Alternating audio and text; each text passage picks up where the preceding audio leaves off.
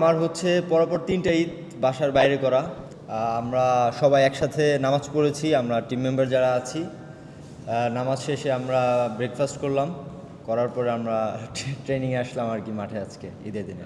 আমার হচ্ছে পরপর 3টা ঈদ বাসার বাইরে করা, তো এটা আসলে টাফ। তারপরও দেশের হয়ে আমরা প্রতিনিধিত্ব করছি। তো at the end of the day আমরা যখন টিম মেম্বার সবাই একসাথে মিলে, এটাও আমাদের একটা ফ্যামিলি আমাদের কাছে এখন হয়ে গেছে। সো ভালোই লাগছে, মানে ভালো লাগছে, এই মোমেন্টগুলো এনজয় করছি। আর যেহেতু আমাদের নেক্সট ম্যাচ খুব সামনেই, সো আমরা খুব ভালোভাবে প্রিপারেশন নেওয়ার ট্রাই করতেছি। ইনশাল্লাহ আমরা খুব এক্সাইটেড, কারণ আমাদের নতুন একটা এক্সপিরিয়েন্স হবে। সো আমরা চাইবো যেন ওই ম্যাচটা আমরা জিততে পারি।